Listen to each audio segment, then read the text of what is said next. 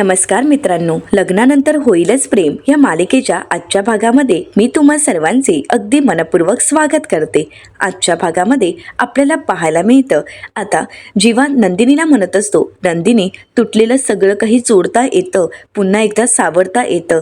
तर नंदिनी जीवाला म्हणते, आता मला तुटलेलं बिघडलेलं काहीच जोडायचं नाहीये, आता मला या सगळ्यामध्ये पडायचंच नाहीये। खरं तर या सगळ्यातून मला मुक्ती हवी आहे, प्लीज मला डिवोर्स द्या। तर आता जीवा म्हणतो, नाही, मी तुला डिवोर्स नाही देणार। तू आज जे काही बोलतेस ना, ते खरंच खूप चुकीचं आहे। आपलं नातं पुन्हा एकदा पहिल्यासारखं नक्कीच होऊ शकतं। आणि हो, मी तुला माझ्यापासून तोडणार नाही, तर पुन्हा एकदा जोडण्याचा प्रयत्न करेन।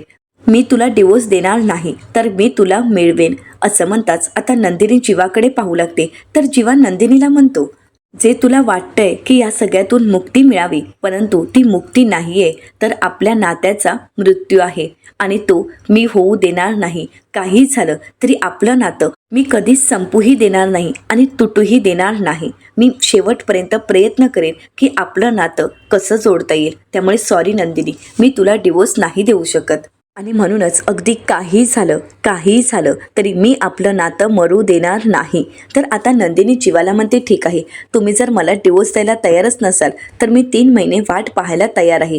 कारण आपण अगोदरच कोर्टाकडे अर्ज दाखल केला आहे आणि त्यात आपल्याला 6 महिन्यांची मुदत देण्यात आली होती। 3 महिने तर संपून गेले आहेत, आता फक्त 3 महिने बाकी आहेत। 3 महिन्यानंतर कोर्टच आपल्याला वेगळं करेल। असं म्हणत नंदिनी आपली बॅग घेते आणि तिथून निघून जात असते। तर जीवा नंदिनीला आवाज देत म्हणतो, नंदिनी, अगं चहा तरी पिऊन जा ना, माझ्यासोबत एकदा चहा पिशील का? असं म्हणत आता जीवा नंदिनीला प्रश्न करतो। नंदिनी जीवाकडे पाहू लागते, परंतु नंदिनी काहीच बोलत नाही। तर दुसरीकडे पाहायला मिळतं, पार्थ आपली रूम आवरत असतो। तर मानिनीताई येतात आणि म्हणतात, थांब ना, मी करते ना। तर पार्थ म्हणतो, नाही अगं मी करेन। मानिनीताई म्हणतात, अरे तू तुझी कामं कर, मी तुझी रूम आवरून देईनच। आणि हो, जेवायला येतोयस ना, मी तुझ्या आवडीचा पदार्थ बनवला आहे। तर पार्थ म्हणतो, नाही नको, आता कामाकडे लक्ष द्यायला हवा, मी काम करून घेतो आणि नंतर जेवतो, तू घे ना जेवण। तर मानिनीताई म्हणतात, नाही ना रे, मला भूकच नाहीये। पार्थ म्हणतो, का, काय झालंय? तर मानिनीताई म्हणतात, अरे काही नाही, फ्रीजमध्ये एक पेस्ट्री होती, ती पेस्ट्री खाल्ली, मग आता कसली भूक लागते? आता मात्र इथे पार्थला धक्काच बसतो। पार्थ म्हणतो, फ्रीजमधली पेस्ट्री तू खाल्लीस? तर मानिनीताई म्हणतात, हो, ती रेड कलरची अशी पेस्ट्री होती। तर पार्थ म्हणतो, रेड वेल्वेटची। तर मानिनीताई म्हणतात, ते काही मला माहीत नाही, पण ती पेस्ट्री दिसली ना, ती मग मात्र मी चमच्याने संपवली। तर पार्थ मानिनीताईंना विचारतो, पेस्ट्री संपूर्णच संपली आहे का? मानिनीताई म्हणतात, हो, अरे तुला तर माहीतच आहे ना की मला पेस्ट्री किती आवडतात। मला तरी वाटतंय की हे सगळं काही तुझ्या बाबांनीच केलं असावं, कारण त्यांना असं अधूनमधून काहीतरी गोड मागवायची सवय आहे आणि मग लपूनही ठेवायची। तसंच आता त्यांनी पेस्ट्रीसुद्धा मागवली असेल आणि ती सुद्धा लपून ठेवली होती, परंतु माझ्या नजरेतून काही सुटली नाही आणि मी ती पेस्ट्री संपवली। मला तरी असंच वाटते की ती पेस्ट्री बाबांनीच आणली असावी। तर त्यावर पार्थ उत्तर देत म्हणतो, नाही नाही, ही पेस्ट्री बाबांनी आणली नव्हती, तर काव्याने पाठवून दिली होती। आता हे ऐकल्यानंतर मानिनीताईंना धक्काच बसतो। त्या म्हणतात, काय, ती पेस्ट्री काव्याने पाठवली होती? म्हणजे काव्या स्वतः इथे आली होती का? डिलिव्हरी बॉय, डिलिव्हरी गर्ल बनून, जसा तू गेला होतास तिच्याजवळ डिलिव्हरी बॉय बनून? तर पार्थ म्हणतो, नाही, मी कुठे गेलो नव्हतो किंवा त्या सुद्धा आल्या नव्हत्या, त्यांनी पार्सल पाठवली होती आणि म्हणूनच मी ती फ्रीजमध्ये ठेवली होती। तर मानिनीताई पार्थला म्हणतात, फ्रीजमध्ये ठेवलीस, खायचाही विचार केलास, मग मात्र तुझा राग आडवा आला आणि म्हणूनच ती पेस्ट्री फ्रीजमध्येच राहिली। मग त्या पेस्ट्रीच्या निमित्ताने समोर आल्या आठवणी, मग त्या रागाचं आणि नाराजीचं झालं भांडण आणि म्हणूनच तू पेस्ट्री लपून ठेवलीस दुधाच्या भांड्याच्या मागे, हो ना? बरोबर बोलते ना मी? आता पार्थने हे सगळं काही केलेलं असतं आणि म्हणूनच पार्थ काहीच बोलत नाही। तर मानिनीताई पार्थला म्हणतात, पार्थ, अरे तू जरी मान्य नाही केलं तरी मला माहीत आहे, आणि हो, तुझं काव्यावर किती प्रेम आहे हे तुझ्या नजरेतून दिसून येत आहे। तू ढीग म्हणालास की प्रेम करणाऱ्या पार्थला मी आता माझ्या आयुष्यातून संपवलं आहे आणि त्याची तू आंघोळही केलीस, परंतु पार्थ, एक गोष्ट विसरून नाही चालणार, तू जरी आंघोळ केलीस तरी मात्र हृदयातून तू काव्याशी जोडला गेला आहेस। तुझं मन मात्र कोरडं झालं नाही, ते अजून काव्याच्या आठवणींमध्येच झुरत आहे। काव्या तुझ्या आयुष्यात नाही हे तुला सहन होत नाहीये, हे सगळं काही मला चांगलंच माहीत आहे। तू कितीही लपवण्याचा प्रयत्न केलास तरीसुद्धा पार्थ, तुला माहीत आहे की तू काव्याशिवाय नाही राहू शकत, कारण गेले काही महिने तुम्ही तुमच्या नात्याला खतपाणी घातलं आहे आणि त्याला चांगला बहर आणला होता आणि तोच बहर अजूनही तुमच्या मनात कायम तसाच आहे. तुम्ही दोघांनी तयार केलेलं प्रेमाचं झाड खूप मोठं झालं आहे आणि ते असं सहजासहजी नाही मरणार. पार्थ, मला माहीत आहे तू काव्यावर रागवलायस, पण पार्थ, तुला एक गोष्ट सांगू का? काही वेळा नातं विस्कटतं, परंतु विस्कटलेलं नातं सावरताही येतं. फक्त आपल्या मनाची तयारी असायला हवी. मानिनीताई आता पार्थला बेडशीट दाखवतात आणि म्हणतात, अगदी या बेडशीटप्रमाणे विस्कटली तरी सरळ करता यायला हवी. असं म्हणत मानिनीताई तिथून निघून जातात. आता इकडे पार्थ नाराज असतो, उदास असतो, तर मानिनीताई मागे वळतात आणि पार्थला म्हणतात, पार्थ, तुझी ती रेड वेल्वेट पेस्ट्री तशीच आहे आणि ती तुझीच आहे. ती पेस्ट्रीसुद्धा तुझीच आहे आणि देणारीसुद्धा तुझीच आहे. चल मी येते. असं म्हणत मानिनीताई तिथून निघून जातात. तर दुसरीकडे पाहायला मिळतं, आता जीवाचा शब्द राखण्यासाठी नंदिनी चहा पिण्यासाठी बसलेली असते, परंतु ती चहा काही पित नसते. तर जीवा नंदिनीला म्हणतो, चहाकडे अशी पाहतच राहिलीस ना तर ती चहा थंड होईल. आता नंदिनी चहा पिण्यासाठी घेते, तर इकडे जीवासुद्धा चहा पिण्यासाठी घेतो, पण तो आता चहा बशीमध्ये घेतो आणि फुरक्या मारत पिहू लागतो. आता आजूबाजूचे सर्वच जण जीवाकडे पाहू लागतात. जीवा फुरक्या मारत अगदी चहा पित असतो आणि हे सगळं काही नंदिनी पाहते. त्यावेळी नंदिनीला तिच्या जुन्या क्षणांची आठवण होते, कारण हे सगळं काही नंदिनीनेच जीवाला शिकवलेलं असतं. ही सवयसुद्धा नंदिनीनेच लावलेली असते. तर नंदिनी जीवाकडे पाहते, त्यावेळी नंदिनीला तिच्या जुन्या आठवणी आठवतात आणि त्या सगळ्या आठवणींमध्ये नंदिनी हरवून गेलेली असते. तर सर्वच जण जीवाकडे पाहतात आणि म्हणूनच जीवा विचारतो, काय झालंय? मी अशी फुरक्या मारून चहा पित होतो म्हणून तुम्ही सगळेजण असे बोर झालात का? म्हणजे तुम्हाला एडिटेड वगैरे झालं का? असं काही नसतं. खरं सांगू का, माझी एक मैत्रीण आहे चकाचक बाई, तिनेच मला सांगितलं, असं फुरक्या मारून चहा पिणं म्हणजे काय? ज्या व्यक्तीचं मन साफ असतं तीच व्यक्ती अशी फुरक्या मारून चहा पिते आणि ज्या माणसाचं मन साफ असतं ती व्यक्ती जगाचा विचारच करत नाही, त्याच्या मनाला वाटेल तसंच वागते. हो ना, असंच म्हणायचीस ना तू? तर नंदिनी म्हणते, तुमच्या सगळं काही लक्षात आहे? तर जीवा नंदिनीला म्हणतो, तू शिकवलेलं आणि तू सांगितलेलं सगळ्याच गोष्टी माझ्या मनात आहेत. तू जरी आता घरी नसलीस तरी तू शिकवलेल्या प्रत्येक गोष्टी माझ्या मनात मात्र घर करून आहेत. आता जीवा असं बोलताच नंदिनी जीवाकडे पाहू लागते. जीवा नंदिनीकडे पाहत असतो आणि जीवा नंदिनीला म्हणतो, आपल्या रूममधला न हसणारा फोटो तर तू फोडलास, परंतु माझ्या मोबाईलमध्ये असणारा वॉलपेपर, जो चेहरा हसरा आहे आणि तो हसरा चेहरा मी परत आणणार आहे. त्यानंतर तू माझ्याशी हसतच चहा पिशील, हसत गप्पा मारशील, अशा फुरक्या मारत चहा पिशील आणि हो, सगळ्यात महत्त्वाचं म्हणजे तू पुन्हा एकदा माझ्यासोबत नव्या आयुष्याला सुरुवातही करशील आणि माझी आवड जपण्यासाठी माझ्यासोबत कविताही करशील. तर नंदिनी म्हणते, एक कविता तर आपल्यावर मी कालच केली आहे, ऐकणार आहात? तर जीवा गुलाबाचं फूल देत नंदिनीला म्हणतो, हो, मला ती कविता ऐकायची आहे. आता नंदिनी जीवाच्या हातातील गुलाबाचं फूल ॲक्सेप्ट करते आणि आपली कविता जीवासमोर मांडत म्हणते, सुटले नात्याचे कोडे आणि प्रश्नही सरले, काही जखमी उत्तरे माझ्या तुझ्यामध्ये. असं म्हणत नंदिनी गुलाबाची एक पाकळी खाली टाकते. आता हे पाहून जीवाला धक्काच बसतो. तर नंदिनी पुढे म्हणते, प्रेम होतं माझं खुळं भाबडेपण, प्रेम होतं माझं खुळे भाबडेपण, पण राहिल्या मात्र वेडे शहाणपण माझ्या तुझ्यामध्ये. असं म्हणत नंदिनी पुन्हा एकदा एक गुलाबाची पाकळी खाली टाकते. हे सगळं पाहत असताना जीवाला खूप वाईट वाटत असतं. संपले दही साखर हातात जी दिली, संपली दही साखर हातात जी दिली, एक कडू चव राहिली तुझ्या माझ्यामध्ये, एक कडू चव राहिली तुझ्या माझ्यामध्ये. असं म्हणत नंदिनी पुन्हा एक पाकळी खाली टाकते. तर नंदिनी पुढे म्हणते, सुकून गेले गजरे सारे, झाडही मोडून गेलं माझ्या तुझ्यामध्ये. असं म्हणत नंदिनी एक एक पाकळा खाली टाकत असते. तर नंदिनी पुढे म्हणते, सोबतीची आसही आता नको वाटे, सोबतीची आसही आता नको वाटे, एकटेपण शोभते, एकटेपण शोधते माझ्या तुझ्यामध्ये. गेली वचने जळुने 7 वचने 7 जन्माची, राखही उडते आता माझ्या तुझ्यामध्ये. लग्नानंतर होईलच प्रेम, कधीतरी वाटे लग्नानंतर होईलच प्रेम, काय कधी वाटे परंतु नाते तुटले माझ्या तुझ्यामधले, असे म्हणत नंदिनी आता सगळ्या गुलाबाच्या फाकळ्या खाली टाकते आणि गुलाब पूर्णपणे उद्ध्वस्त झालेलं असतं. नंदिनी आता असं वागत आहे हे पाहून जीवाला खूप त्रास होत असतो. आता मात्र नंदिनी जीवाशी काही न बोलत आपली बॅग घेऊन तिथून निघून जाण्या अगोदर ती जीवाच्या समोर आपल्या कॉफीचे पैसे ठेवते आणि तिथून बॅग लावून निघून जाते. आता तिने चहाचे तर पैसे दिलेले असतात आणि आपलं नातं तिथेच संपवत हिशोब पूर्ण करत नंदिनी रडतच निघालेली असते. तिचे डोळे पाणावतात, तिचे अश्रू अनावर होतात. आता नंदिनी तिथून निघून जाते. जीवाला मात्र खूप वाईट वाटतं. जीवा मनाशीच म्हणतो, जी मुलगी आत्तापर्यंत प्रेमावर कविता करायची तीच मुलगी आज दुःखावर आणि आपल्या संपलेल्या प्रेमावर कविता करते. काय जीवा हे केलंयस, किती हट केलंयस तू तिला. आज तुझ्यामुळे आज तिची अशी अवस्था झाली आहे. या सगळ्याला कुठेतरी तू स्वतः जबाबदार आहेस. पण नंदिनी, या कवितेच्या ओळी मी नक्कीच बदलेन, ही कविता नक्कीच बदलेन. तुझ्या चेहऱ्यावरचं स्मितहास्य पुन्हा एकदा घेऊन येईन. आज तुझ्या माझ्यामध्ये असे वारे घुमतय दुराव्याचे, परंतु एक दिवस मिलनाचं वारं आपल्यात नक्कीच येईल, असं म्हणत जीवाने आपल्या मनाशी पक्क नंदिनीला पुन्हा एकदा घेऊन यायचं ठरवलेलं असतं. आता जीवा आपला चहाचा कप घेतो, नंदिनीच्या कपाला चेअर्स करतो आणि चेअर्स जीवा असं म्हणत एकटाच चहा पितो.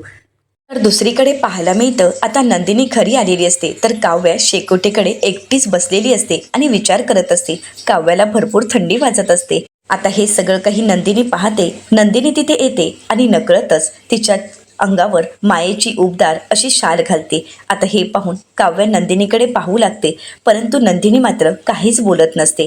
तर नंदिनी आता काव्याला विचारते, आरुषी गेली का हॉस्टेलला? तर काव्या म्हणते, हो आई तिला सोडण्यासाठी गेली आहे. ती तुला फोन करणारच होती, तिला तुझ्याशी बोलायचं होतं पण राहूनच गेलं.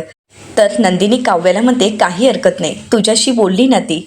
तर काव्या म्हणते, हो ती तर माझ्याशी बोलली आणि हॉस्टेलला निघून गेली, पण ताई आपलं घर सुनं सुनं वाटते ना. म्हणजे बघ ना, आई आता 2 दिवस घरी नाहीये तर घरी अजिबातच मला करमणार नाही, कारण आई जर घरी नसेल तर मला अजिबातच करमत नाही. आणि कसं असतं ना ताई, मुली ज्यावेळी मोठ्या होतात लग्न करून सासरी निघून जातात, पण ज्यावेळी त्या माहेरी येतात त्यावेळी त्या खरंच खूप खुश असतात, कारण माहेरच्या माणसांमध्ये माहेरच्या घरांमध्ये त्यांना एक वेगळीच ऊब जाणवत असते आणि तोच आनंद त्यांना हवासा वाटत असतो. ते क्षण त्यांच्या जीवनात कायम हवेसे वाटत असतात. हो ना ताई, पण मला मात्र सगळ्यांच्या रागाची झळ बसते आहे. बाबांच्या नजरेत माझ्याविषयी असणारा तिरस्कार मला दिसतोय आणि तुझ्या नजरेत माझ्यामुळे आलेलं दुःख मला दिसतंय. हे सगळं काही मला दिसतंय, जाणवतंय आणि म्हणूनच मला एकटेपणा जाणवतोय. बाबा बोलत नाहीयेस, तू गप्प आहेस, पार दूर आहेत. एकटी पडलीये ग ताई मी, कोणीच माझं नाहीये असं मला वाटतंय. स्वतःच्याच घरी स्वतःच्याच माहेरी परकं असल्यासारखं वाटतंय. ज्या घरात मी लहानाची मोठी झाली, ज्या घरातील कोपरान कोपरा मला आपलासा वाटायचा, त्याच घरात आता मी परकी झाली. तेच घर मला अनोळखी वाटायला लागलं आहे. आता काव्या नकळतच नंदिनीला आवाज देत म्हणते, ताई आपल्या घरी आपल्या माहेरी परकं वाटण्याची भीती कोणाच्याही नशिबी येऊ नये, असं म्हणत आता काव्या नकळतच नंदिनीच्या खांद्यावर डोकं टेकते आणि आधार घेते तिचा. नंदिनी आता तिला सावरते. काव्याची ती अवस्था पाहून नंदिनीलाही खूप वाईट वाटत असतं, परंतु नंदिनीचंही दुःख काही वेगळं नसतं. तिला सुद्धा या सगळ्या गोष्टींचा खूप त्रास होत असतो, परंतु मनातल्या मनात मात्र नंदिनी आणि काव्या कोलमडून गेलेले असतात. तर दुसरीकडे पाहायला मिळतं, इकडे देशमुखांच्या घरी सर्वजण एकत्र जेवायला बसतात. आता ज्यावेळी जीवा जेवणासाठी येतो त्यावेळी मात्र पार्थ तिथून निघून जात असतो. मानिनीताई म्हणतात, पार्थ तरी कुठे जातोयस, बस ना, कितीतरी दिवसानंतर आपण सर्वजण एकत्र जेवायला बसलो आहोत, मग जेवूयात ना एकत्र. आता मात्र पार्थ तिथेच थांबतो. पार्थ आणि जीवा एकमेकांच्या नजरेला नजरही देऊ शकत नसतात.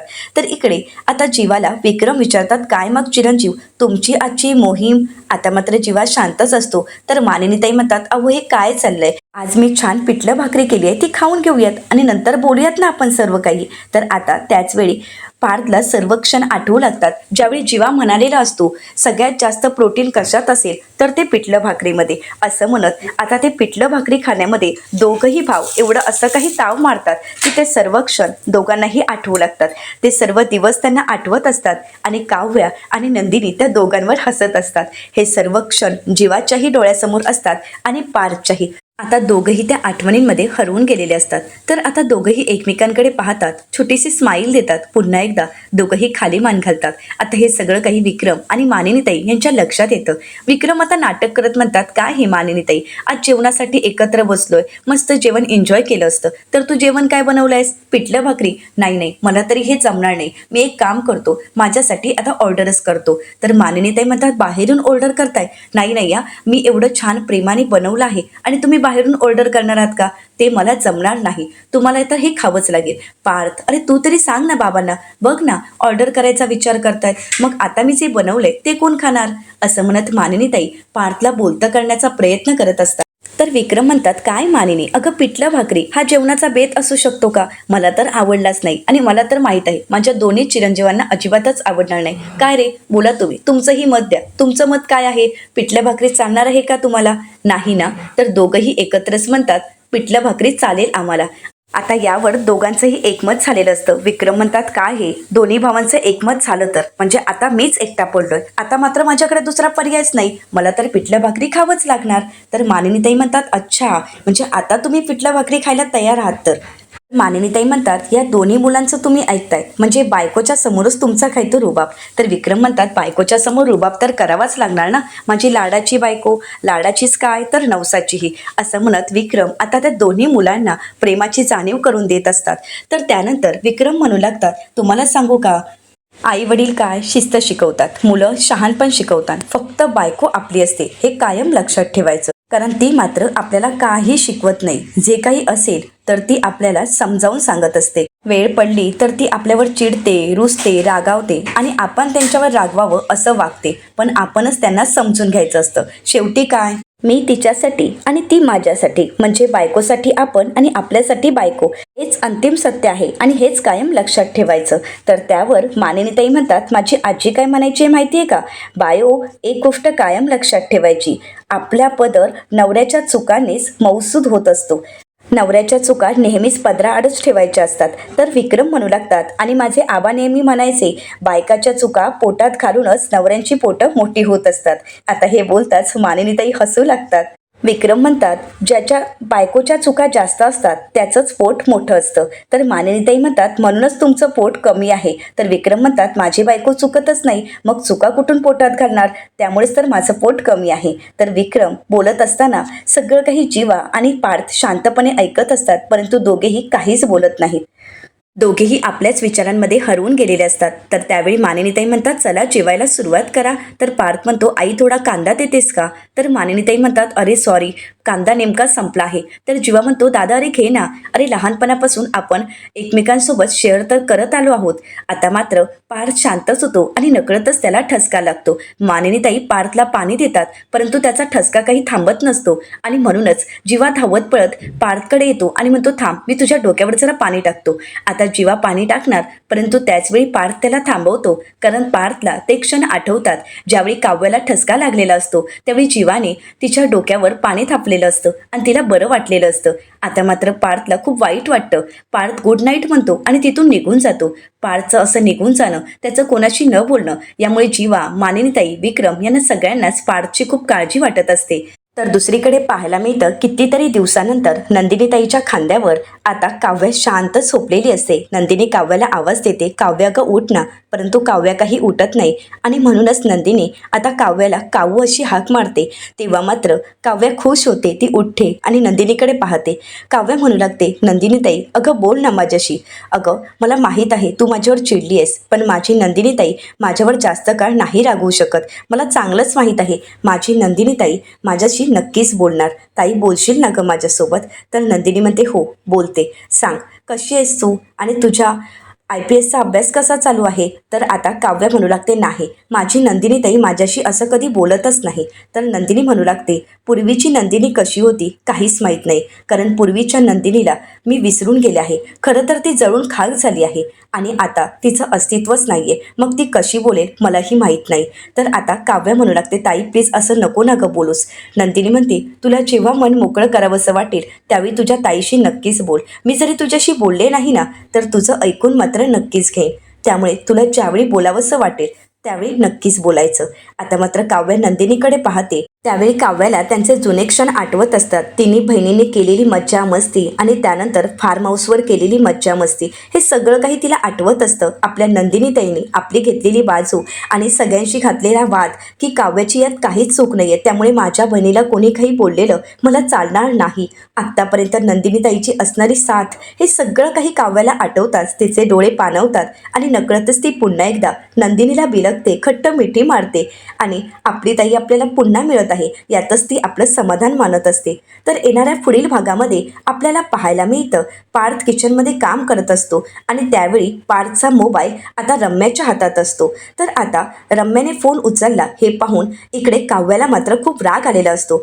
काव्या म्हणते, बोल, बिघडलेली सिनेमन कॉफी, माझ्या नवऱ्याचा मोबाईल तुझ्या हातात धरायला तुझा हात बरा झालाय वाटतं. तर रम्या म्हणते, हो ना, कारण पार्थनेच माझ्या हाताच्या एक्सरसाइज करून घेतल्या आहेत. आता हे ऐकल्यानंतर इथे काव्याला धक्काच बसतो, तिला खूप वाईट वाटतं.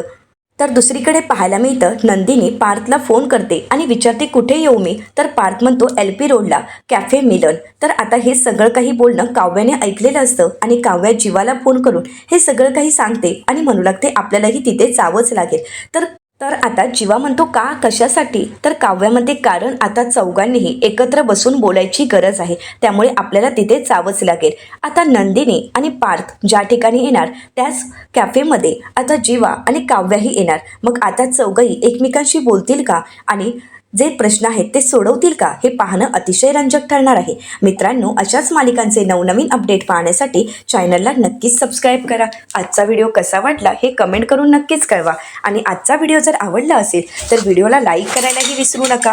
व्हिडिओ पाहिल्याबद्दल तुम्हा सर्वांचेच अगदी मनपूर्वक धन्यवाद.